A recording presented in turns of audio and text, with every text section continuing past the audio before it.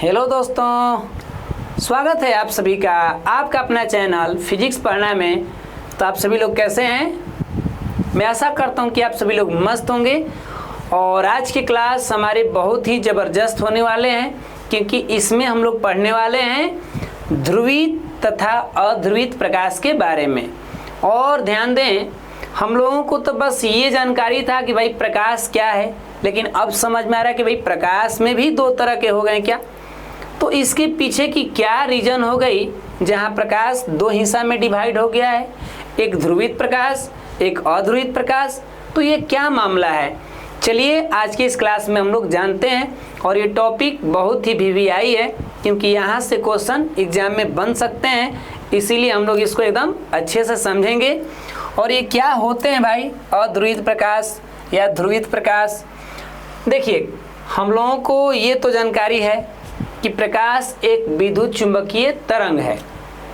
ध्यान से, प्रकाश एक विद्युत चुंबकीय तरंग है।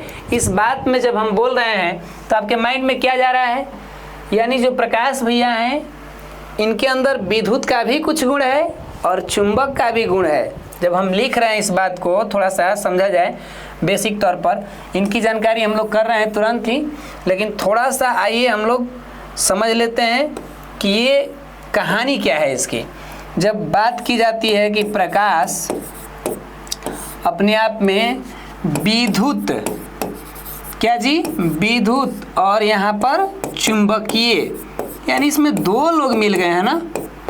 यहाँ भाई जी लोग दो लोग मिल करके प्रकाश की कहानी को चला रहे हैं। यानी प्रकाश के अंदर विद्युत का भी क्षेत्र है और प्रकाश के अंदर चुंबक का भी क्षेत्र है। इन दोनों लोग का मिलाकर ही प्रकाश आगे की ओर बढ़ता है। अब एक बात तो यहाँ तय हो गई कि भाई प्रकाश चलेगा तो उसमें क्या क्या साथ चलेंगे, चुंबकीय क्षेत्र भी चलेंगे और विद्युतीय क्षेत्र चलेंगे। तो इसी आधार पर, इसी विद्युतीय क्षेत्र चुंबकीय क्षेत्र की जो डायरेक्शन होगी, इन्हीं के आधार पर हम प्रकाश को बंटवारा कर लिए, जिसमें एक का नाम यहाँ क्या दिख रहा है, अध्रुवित प्रकाश, और एक का नाम दिख रहा है ध्रुवित प्रकाश। ये क्या होते हैं, इन्हीं की कहानी हम लोग जानेंगे। अंग्रेजी में इनको अनपोलराइज्ड लाइट तथा पोलराइज्ड लाइट के नाम से पुकारते हैं। तो सबसे पहले हम लोग जान लेते हैं कि ये अध्रुवित प्रकाश क्या है और ये कहाँ इसका हमें उदाहरण देखने को मिलेंगे। तो चलिए शुरू किया जाए। और ये टॉपिक बार बार हम कह रहे हैं कि महान जी लोग इसको थोड़ा महत्व दिया जाएगा, क्योंकि अब बोर्ड के एग्ज़ाम में जब आ जाएं तो उस टाइम ज़रूर सर जी का बात याद आएगा है ना, कि सर जी कह रहे थे कि एग्ज़ाम में पूछ सकता है। अगर उस दिन याद आएगा तो आपको लगेगा कि हाँ आया है क्वेश्चन। तो कोई खतरनाक नहीं है, डरावना भी नहीं है कि आदमी आपको ऐसा क्वेश्चन आ जाए तो आप डरा जाइएगा। अरे आप लोग बाहुबली के भाई बहन है क्या जी, है कि नहीं, बता दीजिए। तो देखिए, ये अनपोलराइज्ड लाइट, थोड़ा यहाँ बोलने में लोगों को दिक्कत हो सकती है। अनपोलराइज्ड, पोला पर है, पोला हम लोग बचपन में क्या करते थे कि पोला पर आते थे, कुछ आता था ये कुरकुरे वाला में, तो बड़ा सा वो रहता था उसका रूप, और हम लोग जाते थे उसमें एगो दो किसी का पड़ जाता था तो बड़ा खुश हो जाते थे। अगर कहीं लिख दिया नमस्ते तो इतना दुख कि बाप रे बाप। और किसी दोस्त के अगर 5-6 को पड़ जाएंगे तो उसके पीछे पीछे लग जाएंगे, भाई इतने को दे दो, तुम्हारा इतना पड़ गया है। तो पोला से यहाँ समझ में आ रहा है ना, इसीलिए ध्यान रखिएगा।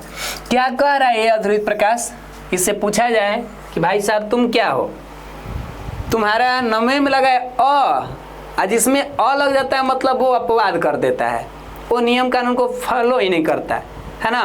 तो ये क्या है भाई, नाम से ही समझ में आ रहा है, वैसा प्रकाश जिसमें विद्युत क्षेत्र की कंपन की दिशा अनिश्चित होती है। जो हमारा मेन लाइट चलता है तो उसमें विद्युत क्षेत्र और चुंबकीय क्षेत्र एक दूसरे के लंबवत होते हैं। लंबवत मतलब 90 डिग्री कोण पर, समझ रहे हैं। अरे मेरे पास चले नहीं ये कॉपी टाइप से, तो ये हमारा एक विद्युत क्षेत्र हो गया, ये मेरा मार्कर चुंबकीय क्षेत्र। जब ये चलेंगे तो एक दूसरे के लंबवत होकर ऐसे आगे बढ़ेंगे, ऐसे, यानी अपने आप में ये एक दूसरे के साथ 90 डिग्री के कोण बनाते हुए चलेंगे।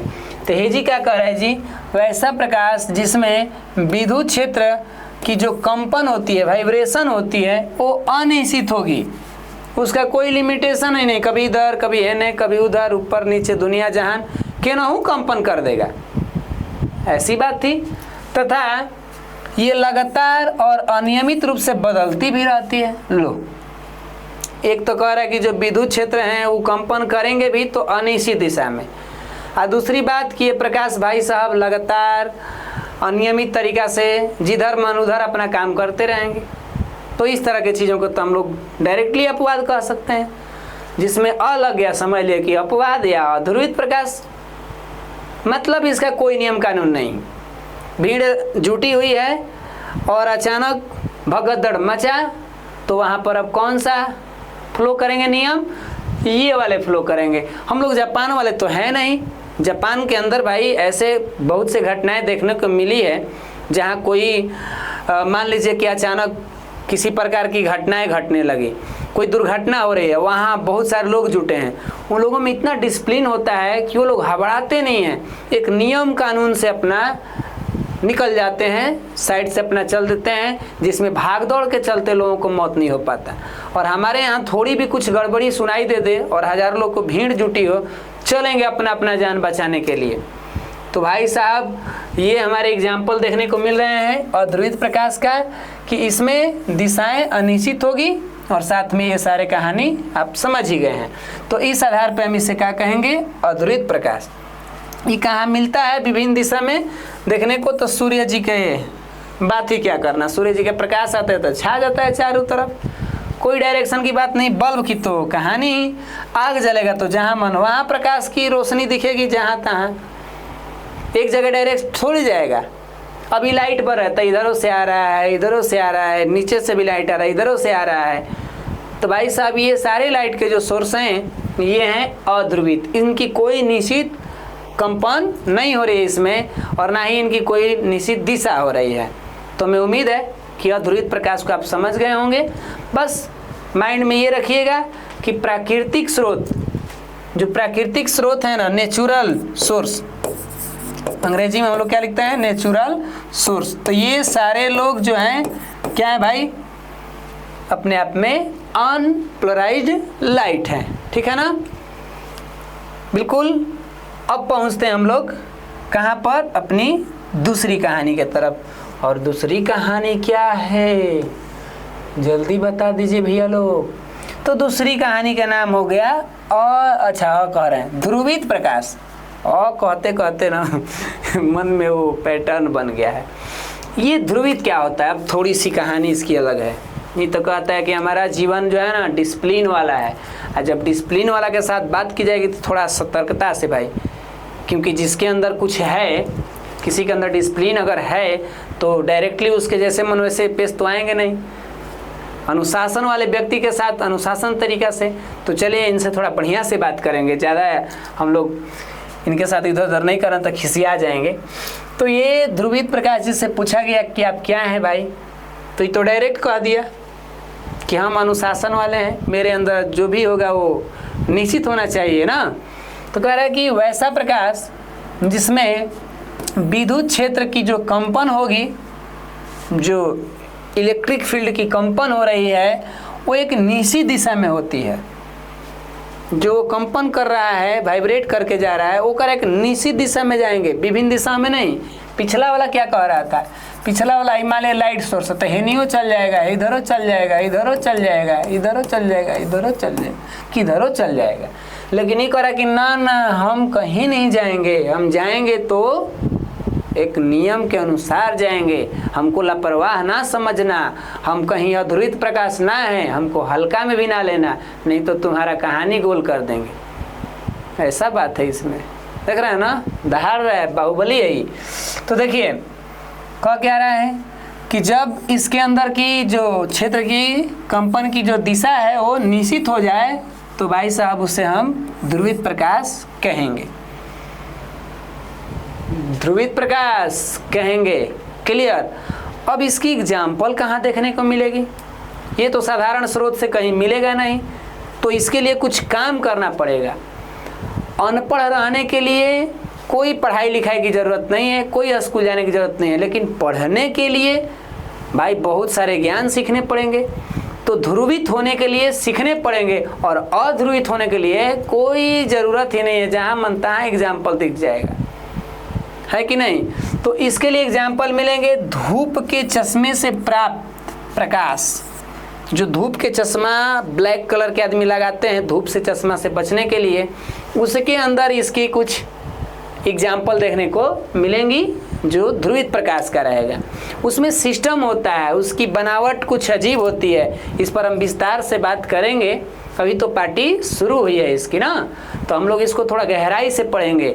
इसकी पढ़ाई अभी आगे जारी होगी। अभी तो जंग है जारी, अभी हारा नहीं है तुम्हें तो चांद बनना है, कोई तारा नहीं। तो ये चांद की तरह है, मतलब इसकी पहचान अलग है, उन अनगिनत ताराओं की तरह ये नहीं है भाई। इसीलिए बोल रहे हैं 3D चश्मे, ये 3D चश्मे में जो प्रकाश आएगा, जो प्रयुक्त होगा, वो भी अपने आप में ध्रुवित का ही उदाहरण होगा। और ये 3D चश्मा क्या होते हैं, ये बड़े बड़े आप मूवी सिनेमा हॉलों में जाएंगे तो वहाँ आपको चश्मा पहनने को मिलेंगे। कुछ ऐसे देखिए ये चश्मा, ये 3D चश्मा कुछ रंगीन, ये आपके काला काला चश्मा, ये समझ रहे हैं ना। ये चश्मा दिख रहा है एक धूप वाला, और ये एक 3D एक डिजाइनिंग चश्मा है, और इनसे जो भी प्रकाश मिलेंगे वो ध्रुवित वाले मिलेंगे। यहाँ तक कि किसी कांच से प्रकाश जाके टकराया फिर उधर से आया तो उसमें भी हमको ध्रुवित का व्यवस्था होगा, क्योंकि जब वहाँ से जाके टकरा के आता है तो एक उसमें कंपन निश्चित होने लगती है। तो ये जानकारी रही किसकी, ध्रुवित तथा अध्रुवित प्रकाश की। और हमें पूरी तरह से उम्मीद है, विश्वास है कि आप लोगों को ये अच्छे से समझ में आ गया है। तो अब हम इसके बाद के लेक्चर अगले क्लास में करेंगे। तो हमें आज के लिए इजाज़त दीजिए, मिलते हैं अगले क्लास में। तब तक के लिए आप सभी लोग मस्त रहिए, स्वस्थ रहिए। जय हिंद, जय भारत।